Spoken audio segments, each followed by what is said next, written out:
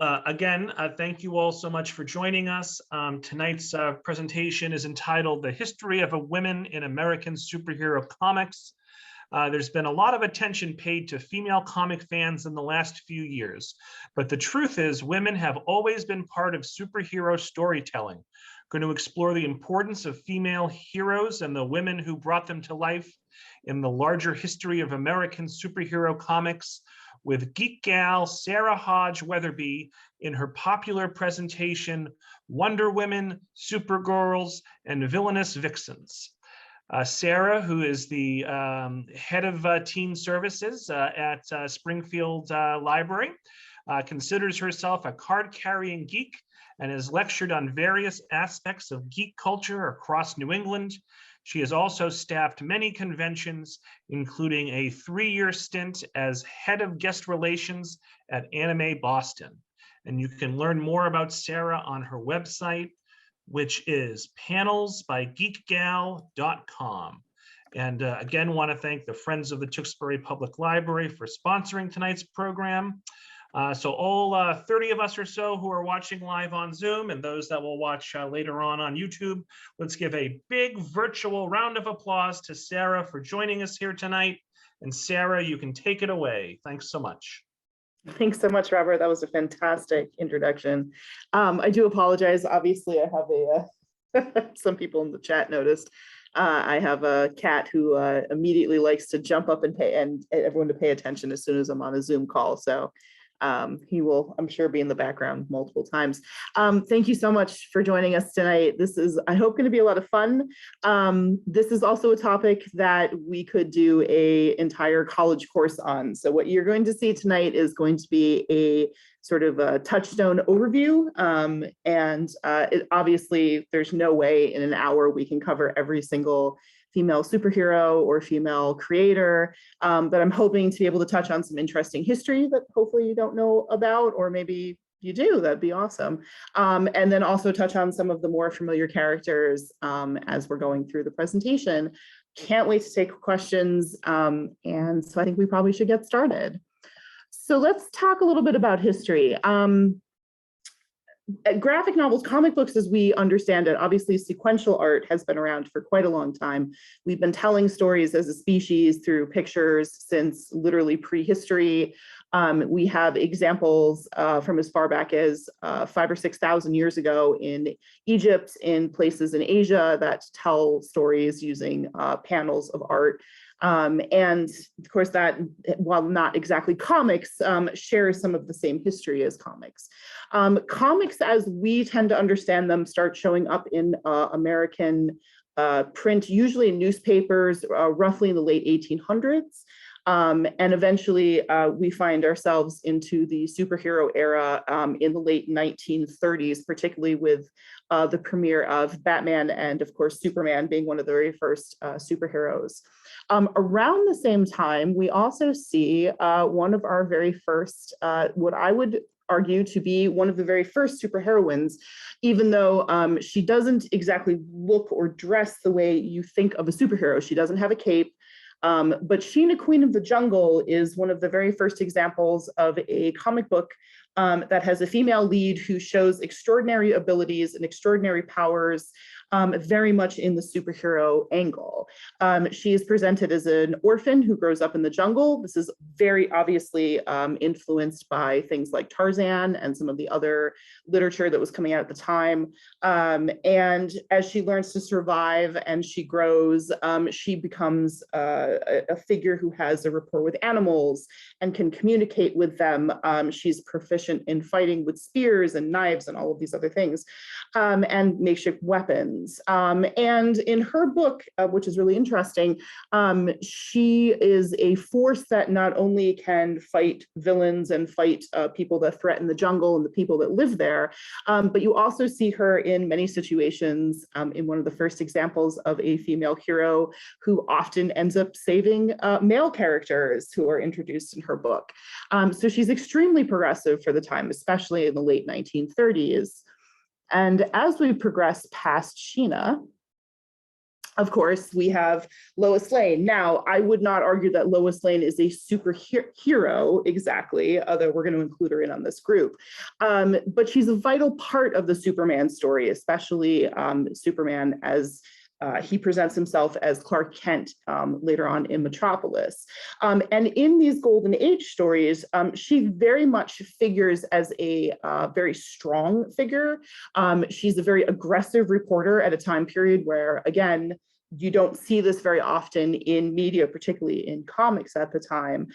She's a very career-minded person, being one of the top reporters for what starts off as the Daily Star and then later becomes the Daily Planet.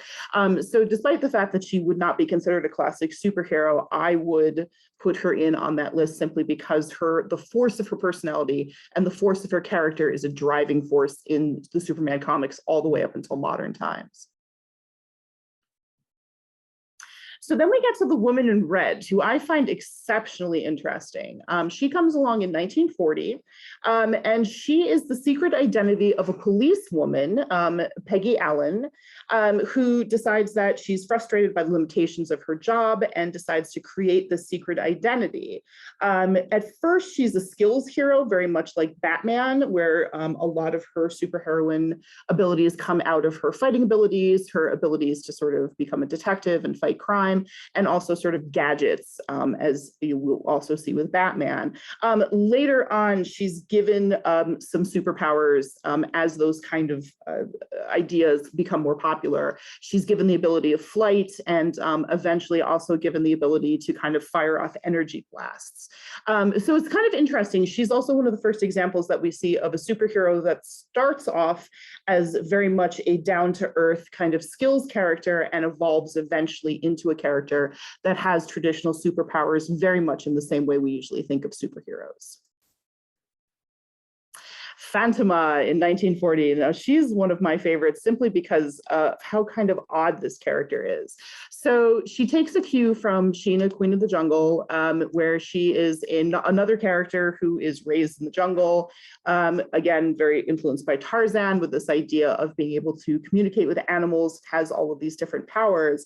But the biggest thing with her is that she is a vengeance character. So her biggest power is that she is able to take on this skeletal sort of appearance as this character who deals with fate and deals with sort of balancing the scales.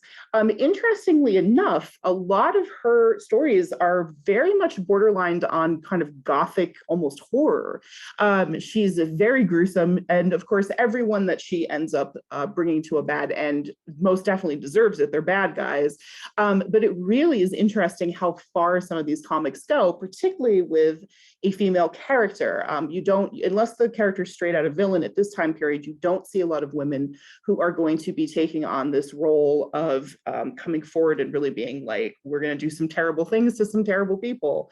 So that's really kind of interesting. And she's able to do some other things. Eventually, she's able to fly. There is some telekinetic powers, excuse me. But she's a much, much darker hero than we usually see at this time period. I'd say she's very much the great-grandmother of anti-heroes like the Punisher, for example. So we're rooting for her, but at the same time, there's a darkness to her that's a little bit unnerving. So she's very interesting, particularly for this time period. Now, Ma Huckle, the original Red Tornado, is one of my absolute favorites just because she is very odd. Now, of course, much, much later on in DC Comics, there are other characters known as the Red Tornado. But Ma Huckle is the first one who carries this name, and her appearance comes in 1939. She shows up eventually, originally as sort of a cameo in several different DC comics, but eventually becomes her own superhero closer to 1940. She interacts with groups like the Justice Society, and she has a really wonderful sort of humorous side to her. So Ma Huckle is basically a woman who is in a tenement. She takes care of her neighbor's children. She's very concerned about sort of crime on the streets, trying to keep the kids out of trouble. And when she finally decides that she's had enough, she suits up in this sort of homemade superhero costume, including a pot on her head, and goes forth to fight fight crime. And while she does start off as being a purely comedic role, eventually she does take on a slightly more heroic role, although she never really loses the comedy angle either. One of the things that I really love about her is that she is one of the first examples of a plus size superhero, and that during her run on the books, her actual size is not often commented on, and definitely not the butt of the joke most of the time. So it's a very interesting idea that while later on we start to see a lot of superheroines who really have a very basic body shape that's very similar, she stands out in the fact that she is this middle-aged, larger woman who can go forward and be a superhero. Lady Luck comes along in 1940, and I like to include her in for several different reasons. So she is, again, more of a skills character who has a secret identity to protect herself. One of the most interesting things about her is that she was created by Will Eisner, who is a very famous comic book writer and artist. And she very much has some of the same similarities we see later on with his most famous creation, the Spirit. She presents herself as a different personality in order to intimidate criminals.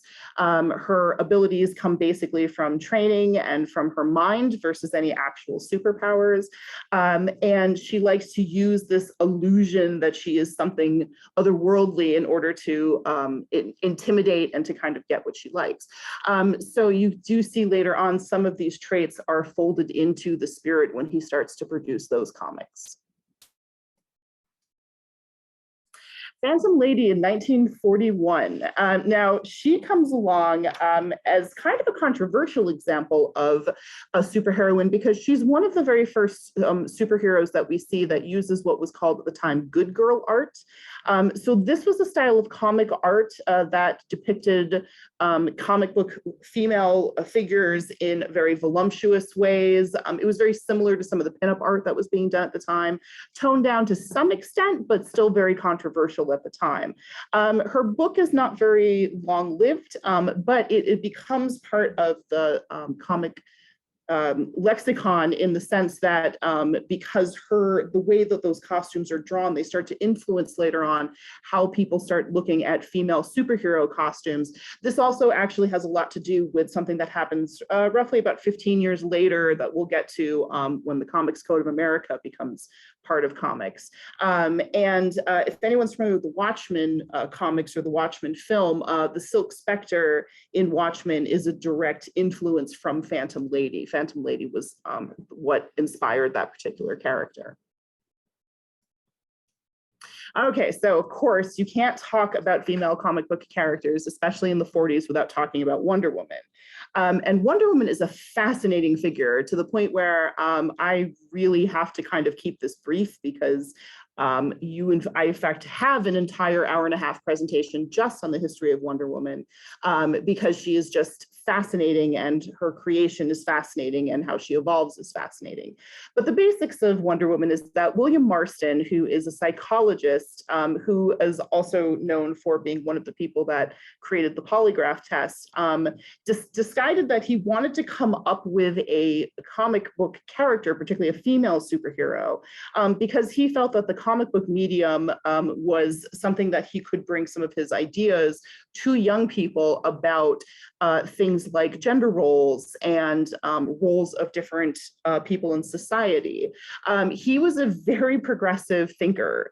For example, in fact, he probably was even more progressive, or at least more feminist, I guess, in the sense that he believed that a society would only work properly when women became in charge of it, that women were the perfect models or role models to be in charge of a society. So not sure I'd call it feminist exactly. Most of that is more about equality, but he definitely had this idea that women outranked men in many departments and that we'd be better off if we ended up with a female-run society, which you can see in the Wonder Woman comic books with the idea of what started off as Paradise Island, later called Themyscira, and kind of creating this society of Amazons.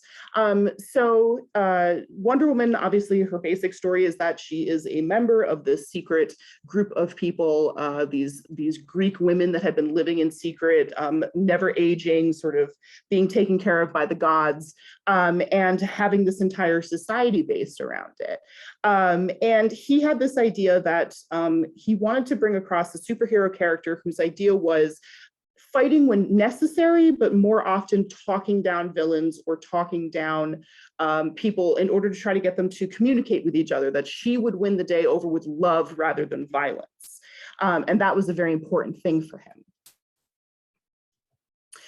Interestingly enough, he also brought in a lot of other female characters into Wonder Woman, especially in the original run before his death in the 50s.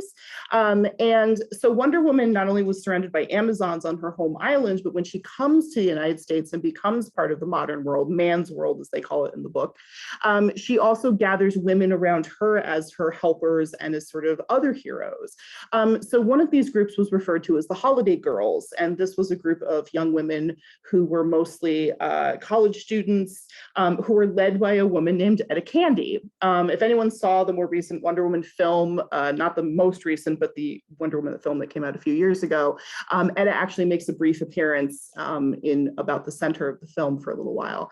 And Etta Candy was the leader of the Holiday Girls. She was this very sort of vivacious, forward person, didn't have any superpowers, but was just as happy to punch a Nazi as anybody else. And she really had this kind of wonderful, like, we are going to be heroes along with our hero, Wonder Woman. And it's really kind of interesting because, again, we're talking about a character here who is, I wouldn't call her Wonder Woman's sidekick exactly, but she sort of fills that role. And we're talking about a character who's presented who is a larger size. She's a plus size girl. And that part of her, again, does not become anything negative. It's not seen as a joke until much, much later after Marston's death, when some other writers take over the book, before Etta Candy sort of disappears in the late 1950s for quite a while.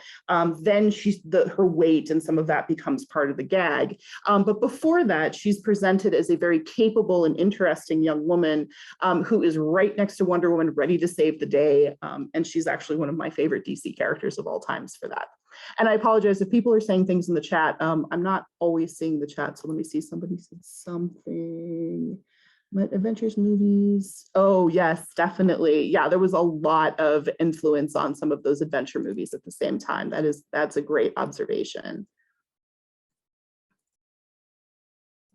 Okay, I want to touch on Miss Fury just for a minute for several different reasons. For one thing, Miss Fury was one of our examples who was created and drawn by a woman, and we'll talk about her more towards the end of the presentation.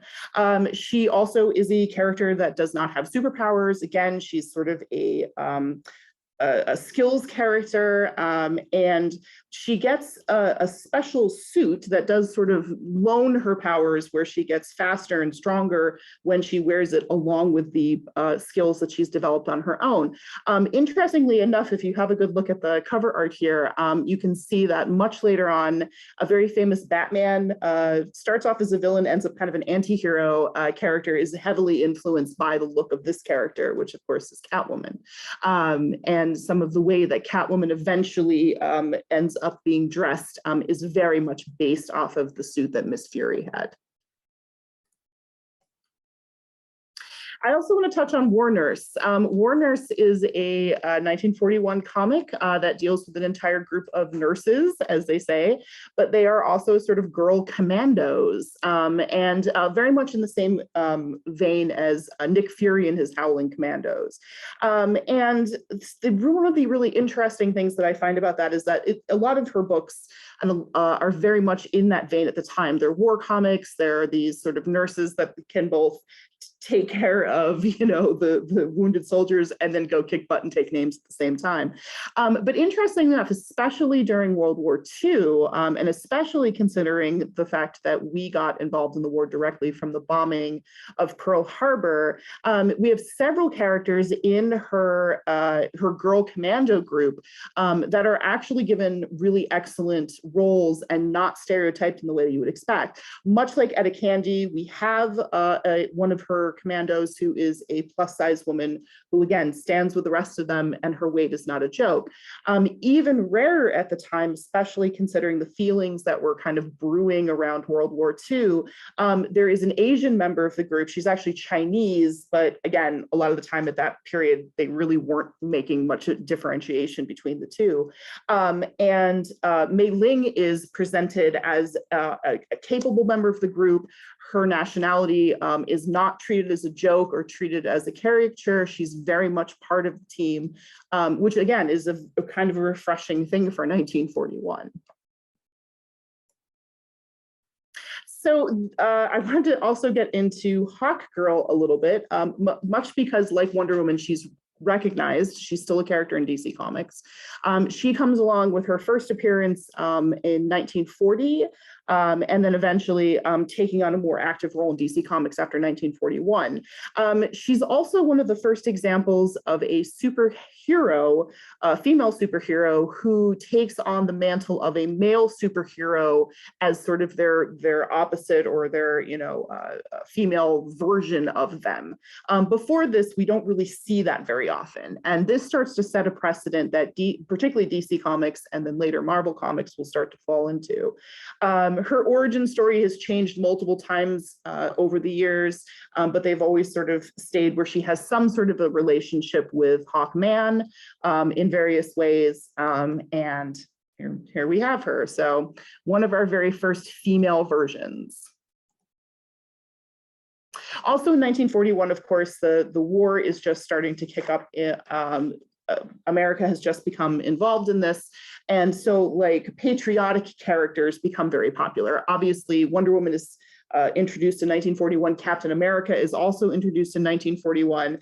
And a great example of this is Miss Victory, who is also introduced in 1941. And of course, one of her books is very popular, much like Captain America, with soldiers that are starting to go overseas already by this point, and sort of getting up this whole patriotic idea.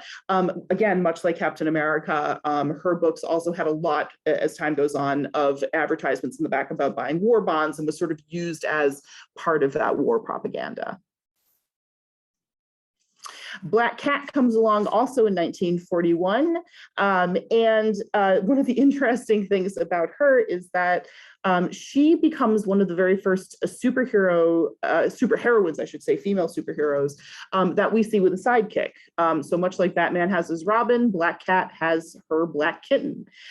She is also a skills character, and one of the first characters that's shown specifically to use martial arts as one of her fighting skills, which is also very interesting for that time period.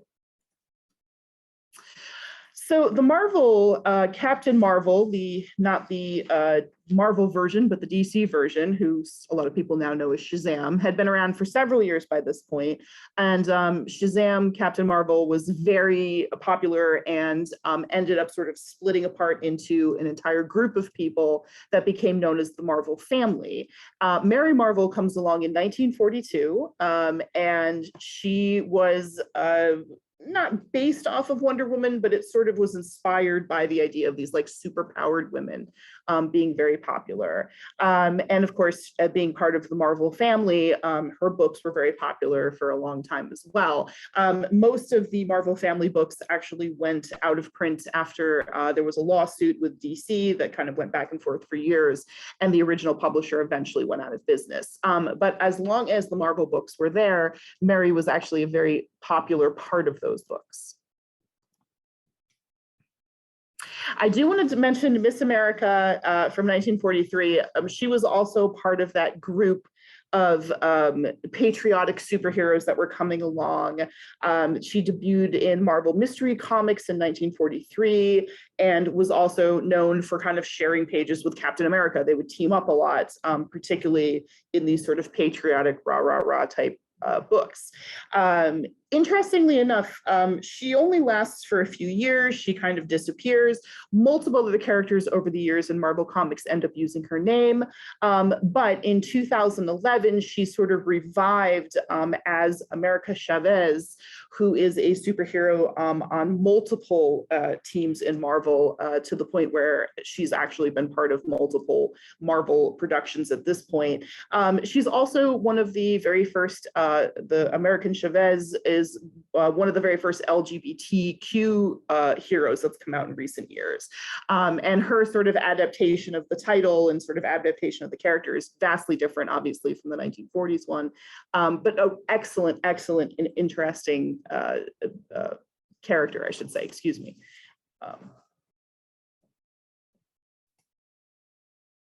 I also want to talk a little bit about Black Canary, because she is one of the earliest heroines we see in DC Comics once it becomes established as DC in 1947. So she debuts in sort of what we call the golden age of comics. She's the alter ego of Dinah Drake, excuse me. And she participates in all these crime fighting adventures, almost entirely early on with a Gotham City detective named Larry Lance, which most people don't know. They usually think of Black Canary as being a partner with Green Arrow, but that actually doesn't happen until much later in the books. So originally she's the wife or love interest, depending on the run of this Gotham detective. She also doesn't have superpowers, but she's known, or at least originally she doesn't have superpowers, but she's known as a very capable fighter. And eventually this is retconned so that she has what's called her canary cry, which is sort of a sonic scream that she can do as part of her superhero powers. Okay, so we talked a little bit earlier about comic book heroine costumes, and this is part of what leads to 1954's Seduction of the Innocent. So there'd been a debate going on for multiple years at this point about comics and about young people reading comics and whether comics were good for them or not. Frederick Wortham, who is a psychologist, funny enough, butted heads with William Marston quite a bit. And he publishes this book in 1954 that talks about the fact that comic books were a negative form of popular entertainment, and that children and youth that were reading comic books would turn to juvenile delinquency. This was part of this whole scare and helped to start a US congressional inquiry that was launched into the comic book industry. So part of what Frederick Wortham talked about was the fear that comic books were basically promoting a gay agenda. He pointed out the fact that Batman and Robin seemed to be in a gay relationship. He pointed out a lot of things about Wonder Woman, and some of what he pointed out about Wonder Woman was actually not completely off the mark. For example, William Marston included a lot of the fact that Wonder Woman uses a lasso and ties up people, and wrote a lot of work outside of comics about how bondage and some other sort of play amongst consenting adults could be very healthy and was part of a healthy sexual relationship. So there's definitely some crossover there, although obviously in the Wonder Woman books, he never made that explicit. But Frederick Wortham picked up on some of this and found it very disturbing.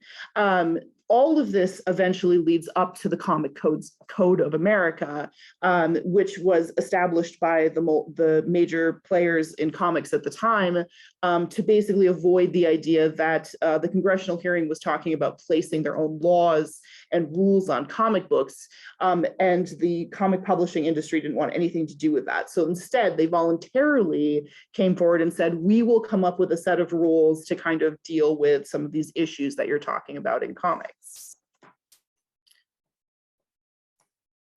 Wortham himself, as I say, was very, very not a fan of Wonder Woman. I'd like to quote a few things that he said Wonder Woman was giving little girls the wrong idea about. He found it disturbing that the Wonder Woman books were giving girls an idea about a woman's place in society. He suggested that the fact that Wonder Woman was a heroine did not, she had Steve Trevor, but she never sort of settles down with him, so that it was promoting the idea of discarding the American family and the idea that girls and women should want to marry and have children. He very much was of the opinion that Wonder Woman was a lesbian, particularly talking about Etta Candy and the holiday girls that surrounded her. In fact, at one point referring to them as the gay holiday girls. And he was very uncomfortable with all of these ideas. And some of this was what he was talking about as not just juveniles, but particularly juvenile women or juvenile girls being influenced by these comics. So the Comics Code of America comes forward. It's a volunteer group of rules. And of course, it's much, much longer than what I'm presenting here. But I just wanted to show a few things here that specifically targeted female characters. For one thing, they were very restrictive at this point about how you could dress your female characters and how you could pose your female characters in art. They also were talking about female forms being drawn realistically without exaggerating physical qualities. I'm sure you can guess what they were referring to there. And they also wanted to make sure that illicit sex relationships were not to be hinted at or portrayed, while they go in later on to specifically talk about more gay and LGBTQ, what we would call sort of qualities. That was just kind of hinted at in the rules, and including violent love scenes, as they say here. The treatment of romantic stories should emphasize the value of home and the sanctity of marriage, and passion or romantic interest shall never be treated in such a way as to stimulate the lower and baser emotions. So because so many female superheroes and female-centric books did often have an undertone of romance, both of those very much affected those books. So this leads us into the Silver Age of comics. And Silver Age was very heavily influenced by the Comics Code, starting in the late 1950s and going into roughly about the late 1970s, maybe mid 1970s. And so the idea here was that comics were sort of neutered, for lack of a better way of putting it. A lot of comics that appealed to older readers were being pulled off the shelf. EC Comics, who did a lot of horror comics, basically went out of business, except for the fact they published Mad Magazine. It's the only reason the company stayed on top of things. Any other types of comics were pretty much pulled. Romance comics stuck around a little bit, but they never really kind of recovered to make a decent amount of money. And superhero comics were basically written to be for children, often with very silly or kind of odd storylines. All of the kind of silly stuff you'll see sometimes online where it'll be like, Superman has the head of a lion, what will he do? Or, you know, Jimmy Olsen has turned into a gorilla. That's from the Silver Age. And comics like Wonder Woman, who survived in the Silver Age, very much became about, how do I get Steve Trevor to like me? Oh, Wonder Woman is being brainwashed into marrying a monster. What do we do? These sort of like very romance and very like, I must have a man-centric stories, even for Wonder Woman. So Batwoman, I should say, comes along in 1956. And interestingly enough, she's invented because DC Comics wants to sort of snip the rumor that Wortham's book starts that Batman's actually homosexual. So they put Batwoman in the comics as a love interest for Batman. This also becomes a problem because based on a lot of what the Comics Code has put forward, it cannot be too super heroic. Because that might start kind of going against some of these comic codes. So the original Batwoman, a lot of the time, either would try to save Batman or try to help out with a case, but mostly fumble everything. Occasionally, she was very heroic, but most of the time she was in a very secondary role, almost a comedic role. But it was basically so that he would have this like suggested love interest and no one could actually say that he was gay. Interestingly enough, her most recent incarnation started in the late 2000s to early 2000 teens, is absolutely 100% a lesbian. So she's come a long way since becoming the original Batgirl, or Batwoman, I should say. Supergirl also comes along in 1959, excuse me. And again, as sort of a trend of bringing a female component to these comics as a partner. She is Superman's cousin, although there's a couple of earlier stories that other types of Supergirls show up in various ways. They never stay very long. They're usually a one-shot character. Supergirl comes along and becomes a regular character, and she adopts the secret identity of this orphan, Linda Lee, and ends up sort of making the orphanage that she lives in sort of her base of operations. Obviously, she stuck around. The most recent, some of the more recent CW shows there was a Supergirl show until fairly recently. She's also got very popular because she eventually ends up joining the Legion of Superheroes, where a lot of her stories come from, and then eventually has her own spin-off book a little bit later on. So Marvel Comics has already started publishing by this point, but in the 1960s, Marvel Comics really starts looking at trying to do comics in a really different way. They're not really doing great in comic sales. DC at this point is really the powerhouse. So one of the ideas that Stan Lee and the other people at Marvel come up with is that they want to start writing superhero comics about superheroes that are not your Superman. They're not your Batman. They're the folks that have to be superheroes for some reason, but don't necessarily want to. And what would that be like? What would it actually be like in a real world to be superheroes? This becomes a hugely popular idea, and Marvel Comics really takes off in the 1960s, specifically with starting off with the Fantastic Four in 1961. And as part of this group of 4 superheroes, we have the Invisible Girl. This is Sue Storm. Mostly in the beginning, she's kind of a foil for the rest of the team. Most of the time she's kidnapped, or she's the focus of some type of a plot or some pursuit of a man. And there's a lot of sort of panels in early comics of her sort of failing to pull her weight or breaking down into tears or doing these sort of very stereotypical things. There's even, you can see one of the panels that I've included here on the left is a sort of side break the fourth wall where Sue starts crying because fans don't like her and they've been writing mean letters to Marvel about how much they don't like her. So it's kind of this thing for a while. Eventually, she becomes much more of a powerful fighter, a powerful figure, and a much more independent character as a superhero. But she's also the wife of one of the main characters in the book. She eventually becomes the mother of his child.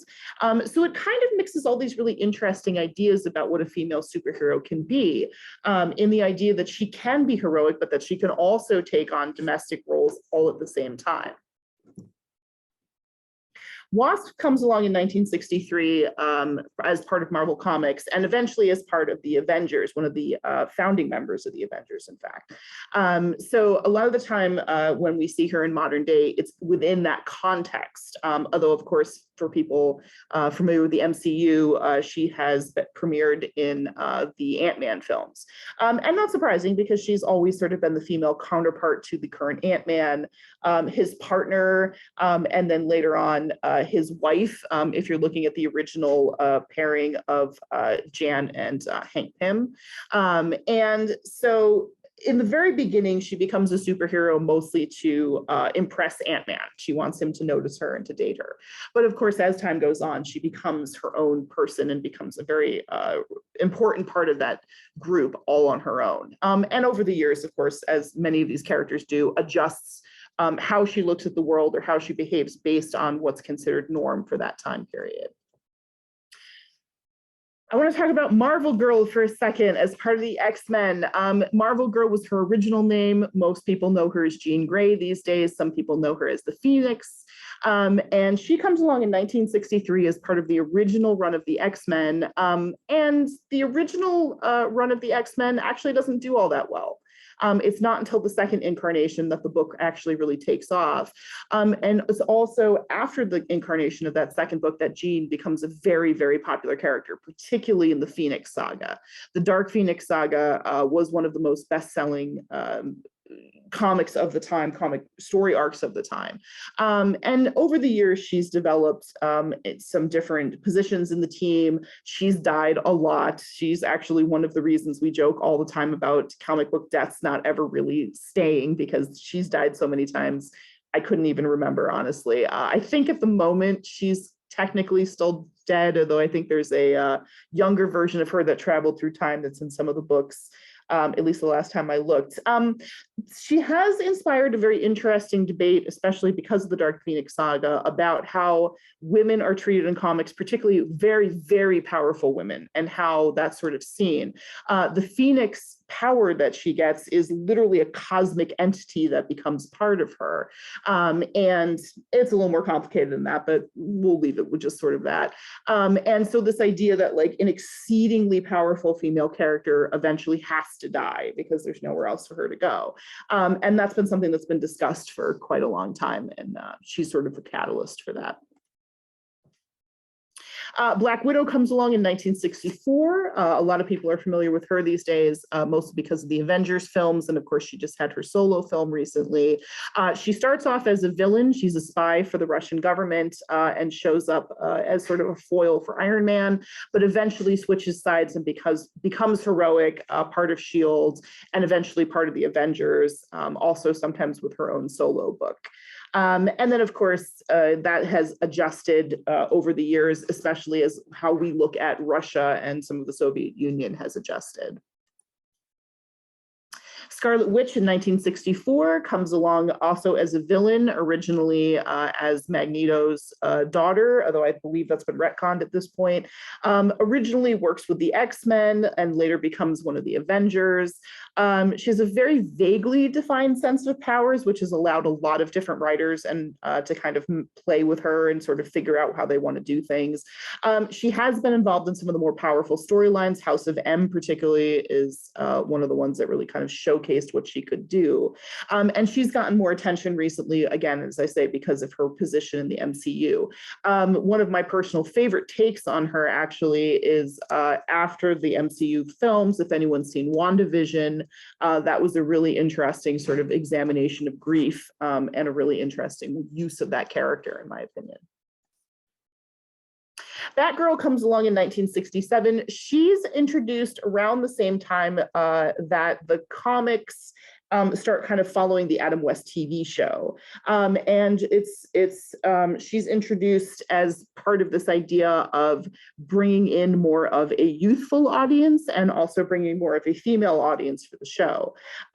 So as the sort of women's lib movement is kind of really starting to steam up at this point and start going forward, they decided that they wanted to kind of try to bring this into comics. There is actually some debate about whether she appeared on the Batman show first or she was in comics. There's apparently some comic panels floating around that suggest that it was actually before she was on the show, but it's pretty close between the two. And she's had a lot of different incarnations over the years, including as a librarian. So obviously being one of my favorites, because any superhero that starts off as a librarian, of course, is good with me.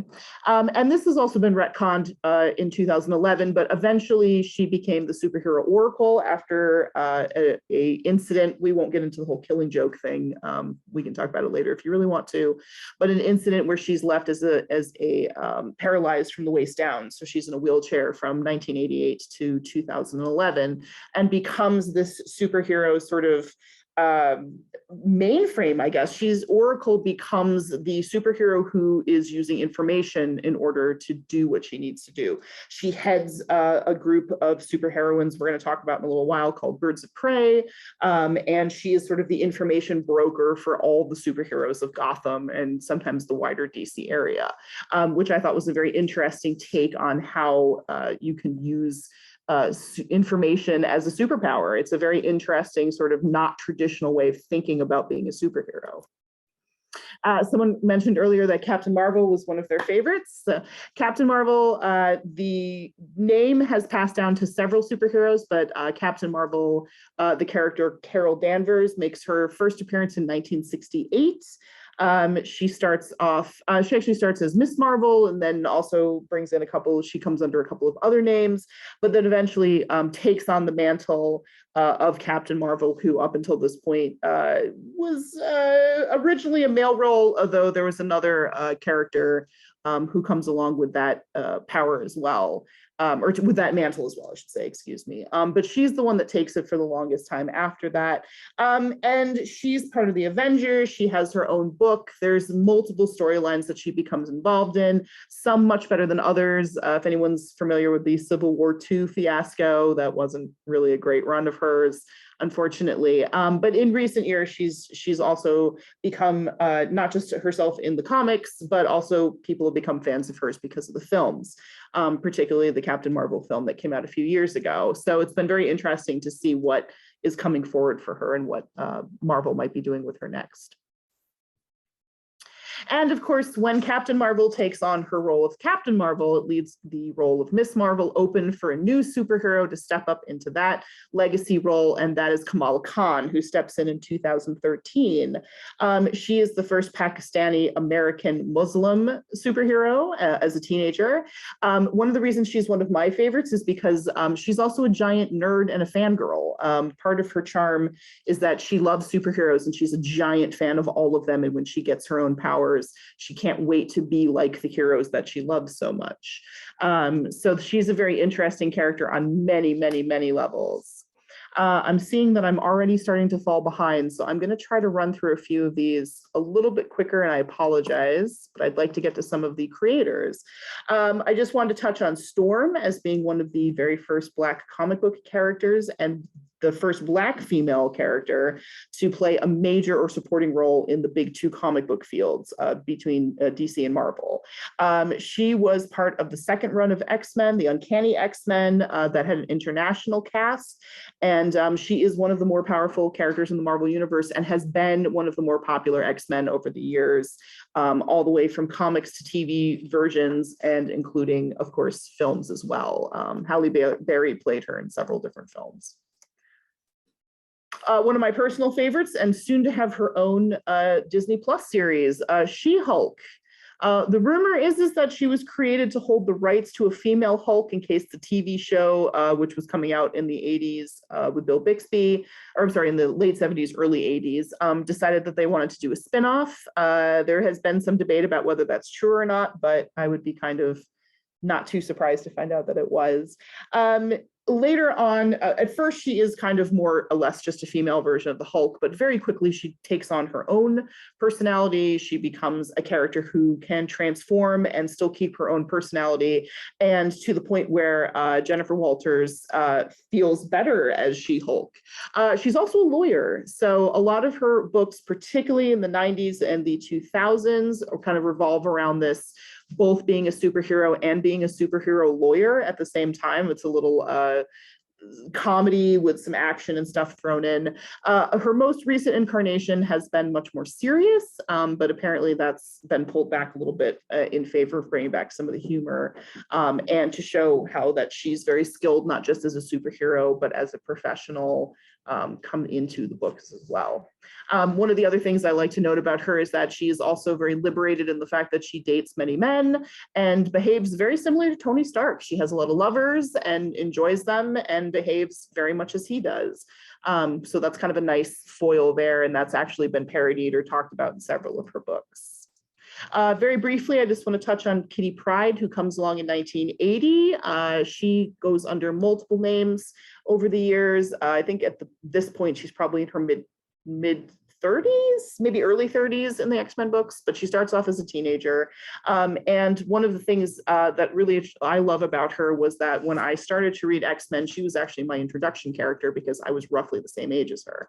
But she's also one of the first examples of an openly Jewish superhero that we see in Marvel Comics. Of course, the Thing from the Fantastic Four being another. Raven and Starfire, who are two predominant members of the Teen Titans, show up in 1980, two very different superheroines. And of course, over the years, They have sort of evolved, both started off with a much darker past, and DC sort of was starting to walk away from the Comics Code of America at the time, and this is sort of a great example of that. The Comics Code eventually sort of becomes a non-entity by the late 80s, but by the mid-70s, the code had been changing, and this pulled it back even further. And then much later, Cartoon Network started running the Teen Titans show that eventually became Teen Titans Go, adapted both of these characters, and they became very popular with very young women. The most recent incarnations, of course, being the live-action Titans show. I want to just very briefly talk about Gail Simone's book, Birds of Prey. This is what I was talking about with Oracle. Oracle being sort of the head of this, multiple different members of the DC universe, female superheroes, sometimes female villains or sort of female anti-heroes, for a better word for it, join the team at various parts, and shenanigans go. Some folks might be familiar with the Birds of Prey film that came out a couple of years ago, which was sort of in a very abridged version of what sort of the comics were like. But it does give you a taste of sort of the feel of those comics. Spider-Gwen comes along in 2014. Gwen Stacy, of course, being a major part of Peter Parker's past in the Spider-Man comics. And she has her own book. She's shown up in a few other books. She's basically an alternative universe version of Gwen Stacy, where she becomes Spider-Person rather than Peter Parker. She's also gone by several different names: Ghost Spider, Spider-Woman. It kind of depends on when she shows up. She sort of had a resurgence of popularity when Into the Spider-Verse came out, as she was a major character in that as well. Larry asked about Squirrel Girl. I actually took Squirrel Girl out of this to try to keep it down to an hour, and let me tell you, Larry, it hurt because she is my favorite. If I can keep this so we can have a Q&A, ask me about her when we're all done, and I will be happy to sing her praises. I might have several action figures of her on my desk.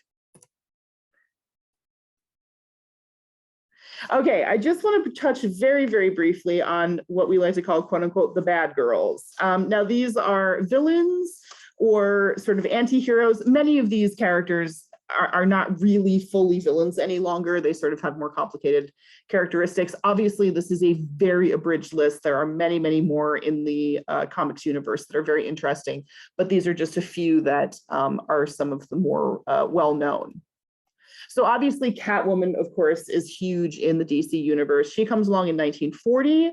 While she starts off as a woman in a cat mask and a dress, eventually her costume sort of becomes this bodysuit with a cat mask or a cat hood, which again, we saw much earlier in some of the other earlier superhero areas.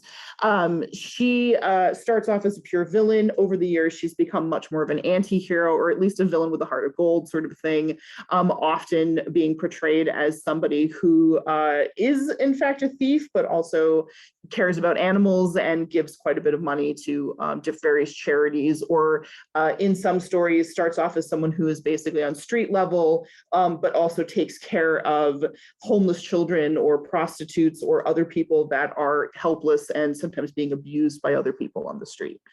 So she's often shown to, yes, she's a thief and she's a villain, but she has a moral code and she has a very strong sense of justice in certain ways. And technically, so does Poison Ivy. Poison Ivy comes along in 1966 as a Batman villain, and over the years, she has evolved much like Catwoman into someone who is a lot more complicated. She is an eco-villain, I guess you could call her. She wants to save the world. She wants to save the planet. These are all admirable things. It's just how she goes about them is not always the best way. But she's a fascinating character and a complicated character. And we'll get into in a second about how complicated she actually is. Elektra makes her appearance in Daredevil in 1981. And this is a character who has become a larger part of the Marvel universe, although I don't believe, we did see her on Netflix. We have not seen her in the MCU just yet. She was a creation of Frank Miller, and has kind of run the gauntlet from being a sort of tragic villain all the way to an anti-hero, and sometimes a straight out hero, depending on the storyline.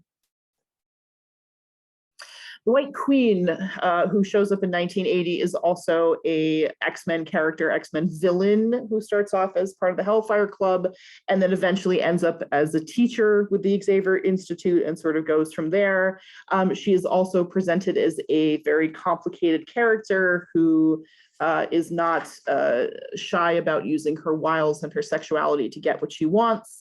Not my favorite anti-villain, but under the right writer, she can be very, very interesting. And sometimes she can come off as being someone who has many facets to her, very much like the diamond that she's compared to. She's also been involved with Scott Summers' Cyclops for many years at this point, which Cyclops isn't exactly my favorite, but the dynamic can be very interesting. So she's an interesting sort of transgression between villain and hero, where she doesn't really settle on either one ever. Okay, so this is who I really wanted to get to. Harley Quinn. Harley Quinn is a very interesting character in the sense that she started on Batman the Animated Series and then became a comic book character after her popularity when she premiered in 1992. She is a complicated character that starts off as a partner and somewhat love interest of the Joker. I'm not sure you can argue that the man can have a love interest, but I guess, and then much, much later splits away from the Joker and ends up sort of on her own. In more recent comics, she's also become the partner and love interest of Poison Ivy. If anyone's been keeping an eye on the Harley Quinn TV show that I believe is on the HBO Max provider. It's very funny. It's also extremely adult. So if you have little ones around, don't play it. But they do talk a lot about the dynamic of her breaking away from the Joker, from this abusive relationship, and ending up into something a lot more healthy. It's done in a very interesting way that shows it's not an easy thing to do. And a lot of her comics have also reflected that idea. So here we have a character that can be used to show sort of how those sort of relationships can go in a way that's not just, we're going to magically fix everything. Okay, this is what I definitely wanted to get to at the end here. I just want to talk about a few important creators that I think we should talk about through history. So we've already talked about Wonder Woman, and Elizabeth Marston, William Marston's wife, was a huge part of the creation of Wonder Woman. They also, and I had the name, and of course I look like I lost it. I apologize. He also had a live-in partner who was involved with him and Elizabeth, whose name I did not include in my notes. I apologize. I should know this. But she also was a very important part of this. So these two women that lived with him in basically what was never sort of credited as, but was basically a plural marriage. They both had huge influence on how William Marston created the character and some of the details that were used for Wonder Woman later on. June Mills, who created quite a few different action characters. She worked on the Devil's Dust, the Catman, the Purple Zombie, the Daredevil Barry Finn. But of course, then she creates her most memorable character, who we've already talked about, Miss Fury. And she was one of the few female creators at the time who kept her name on her work. She did not use a pseudonym at the time, which was very common for female creators. Ruth Roche wrote a lot of Phantom Lady. She also wrote a lot of issues of Sheena, Queen of the Jungle, and was very prominent in the 1930s and early 1940s as a writer.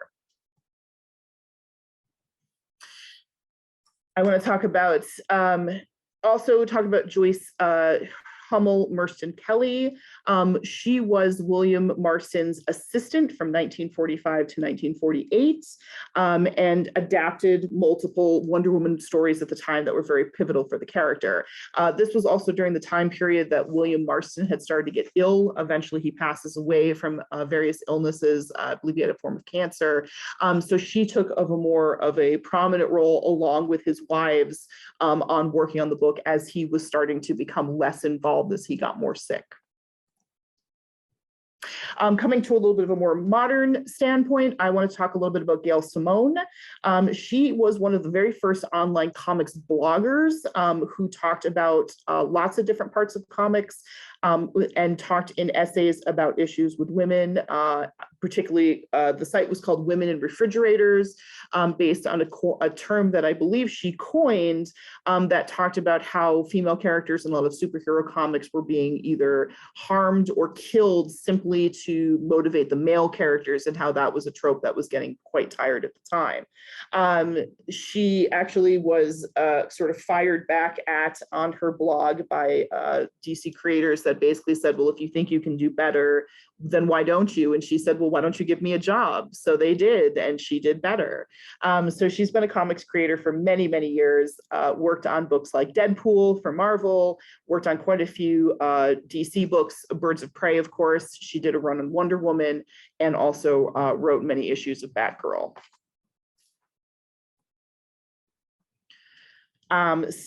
Sana Eminet, I believe is how you pronounce her last name. If that's not correct, I apologize.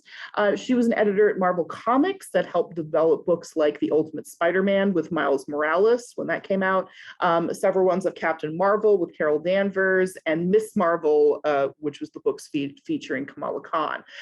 During her run, she has sort of flipped a lot of the idea of what will go forward as comics, who could be superheroes, what kind of characters they were looking to bring forward, and created some very excellent roles for legacy characters. And very quickly, I want to talk about G. Willa Wilson. She was a journalist turned comic book writer, and is best known as being the writer on the Kamal Khan Miss Marvel books. And I'm 4 minutes over. And as I said earlier, this is, of course, a very brief overview. There are many other wonderful modern women creators that I was not able to touch on. I did want to talk very briefly about what, no, get down. Sorry, guys, cat. I just want to talk a little bit about what looks like maybe the future of female superheroes. Obviously, comics are still very relevant, but we are moving into an area where media is becoming very, as it always has been, but even more so, interconnected. So we've been seeing a lot of very interesting ideas from both DC and Marvel in how they bring forward all of these characters, both to live action, but also to animation. Obviously, Disney Plus has been doing quite a bit with some of the shows. They just finished up Hawkeye, for example, that introduced Kate Bishop, really wonderful piece. So we're kind of looking at this idea of, you know, comics are reflecting media, media are reflecting comics, and sort of that sharing back and forth. And it seems like it's been very good so far for a lot of female characters. Yes, so I am done. So sorry. Sarah, why don't you talk a bit about Squirrel Girl? Oh, okay. So it broke my heart to take Squirrel Girl out of the presentation. And I'm not going to get the dates exactly right because I don't have the notes on her directly in front of me. But Squirrel Girl was introduced in the mid-90s in a Iron Man story where she shows up and helps Iron Man. I think she fights, was it Dr.? No, it's not Dr. Doom. She fights him later. Anyway, she helps him fight off a villain and then kind of pitches herself as wanting to be part of the Avengers. Squirrel Girl is a character who literally is exactly that. She is a girl with the powers of a squirrel. She has a large squirrel tail and she can jump up and down trees and climb quickly, and she can communicate with squirrels, and squirrels will all come and help her when she calls for them. And so she kind of starts off as a comedy character, and she still has this kind of nice air of sort of being a lighthearted character. Over the years, she evolved into being the nanny for Luke Cage and a few other characters. But eventually, in the early 2000 teens, there was a reboot of her book, The Unbeatable Squirrel Girl. And part of the joke, I should add, is that there's been these scenarios where these ridiculously overpowered, sort of Marvel characters come along and she defeats them in various ways. And sometimes you don't know how it happens. It just sort of happens off screen. So the reboot of the book kind of decided that they were going to kind of portray this as Squirrel Girl being her usual cheerful self. And part of her characterization is that she just likes everyone. Like, she'll get into a fight with you if you make her, but she'd much rather talk to you and find out what's going on. And a lot of the book, that's exactly what she does. So for example, Galactus, who is this giant man who is like the size of half the universe, who eats planets, shows up to eat Earth, and she literally talks him out of it. Or, Dr. Doom attacks and he gets defeated because he's overwhelmed by hundreds of squirrels. These kind of silly things. But a lot of the book is her talking through things with people. It's definitely aimed for a younger audience. And it's done with the idea of comics. As much as I like some of the darker, more serious stories, comics have gotten very serious. And we sort of, this is a book that kind of says comics can still be fun. Oh, you're very welcome, Cheryl. And so it's this kind of idea of, you don't have to fight, you can find another way, which I obviously think is wonderful for young readers to kind of try to absorb. That idea is that you can talk through things with people rather than just fight. Okay, I'm just so okay. We have a long questions from Emma and Allison. Let me ask Emma's first. Okay. In your presentation, and they're somewhat related. In your presentation, it seemed like there was a trend of early superheroines not having powers and using gadgets, and then early Bronze Age superheroines being introduced as villains. Is this just who you highlighted, or would you say that this is the case? And if so, why? That's an excellent question.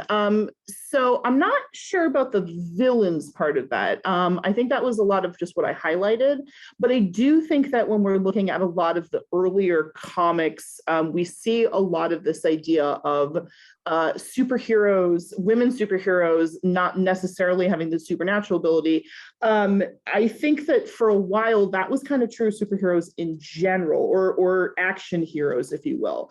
Superheroes kind of come along with Superman having powers, but then we also see a trend around the same time where they kind of balance a lot of that stuff. Batman obviously has no powers, he's a gadget guy. So it kind of goes back and forth. But I do think that as you sort of see, these kind of superpowered characters come, it's the male characters start to have more noticeable superpowers first.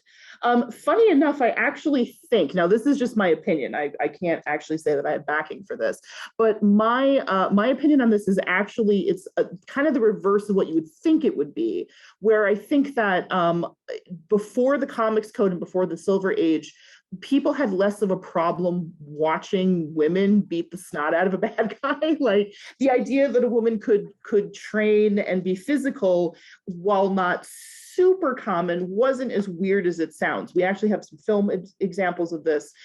It's only when, especially in the 1950s with the Silver Age, where they really start pushing this whole narrative of like, we cannot encourage young girls to think that they can train to be police women, they need to be mothers, that we really kind of start seeing a lot more super heroines with powers. And I think that's because with powers, they're often hands off. They're often sort of dealing with these things by blasting them with a ray, or reading their minds, or, casting a spell, or doing something that they're not actually physically dealing with the person. There's obviously some exceptions. Supergirl still gets a good clock in every once in a while. Wonder Woman does, although of course Wonder Woman was around before the Silver Age kicks in. So a lot of her traits, while they try to bury some of them, are still there, just based on the character. But it's an excellent question, and it's actually something that I am not 100% sure about. So I will have to look into that and get back to you guys. But that would be my guess, just kind of looking over how many of these heroes seem to split into those categories. All right. Let me Thank see. you, I think Emma. It was a great question. And what- someone else asked the same one. It was Yeah, Allison, so- Allison and Emma. That was a great question. Thank you. Yeah, very similar questions. Les says that he loves Squirrel Girl, seems to be introducing new ways to deal with bad guys. Yes. Nicole says thank you. Emma says thank you. Very interesting presentation. Cheryl said love this topic. Thank you. And Gail says thank you as well. So Sarah, Excellent. why don't we wrap it here? Do you have Okay. any last words for the group? I would just say, you know, comics, I mean, I obviously concentrate on superhero comics, but I think there are superhero comics for everyone. And for a lot of people that think they don't like, and you still might not, but I encourage, you know, doing a little research and looking into the various types of superhero comics, because they're a lot more fun, I think, than people think these days. And I think you can find characters that, especially looking at women and other underrepresented groups, are becoming much more part of that comic scene in the last 20 years for sure, but definitely the last 10 years. So I'd encourage everyone to dip their toes into the superhero pool. Great. Well, great presentation, great topic. Thanks so much, Sarah. Folks, I will send an email to you tomorrow with a link to this recording, a link to a feedback survey, and information about the upcoming trivia night that I hope many of you will participate in. Send me a link on that trivia. I think I might want to try to participate if I'm not in class. Oh, wow, Sarah. Sarah, I think you win the whole thing, but we'll see. No. I'll absolutely send you the link for sure. Actually, awesome. Yeah, so thank you all so much, and I hope you enjoy the rest of your evening. Thanks again. Bye, Sarah. Take it easy.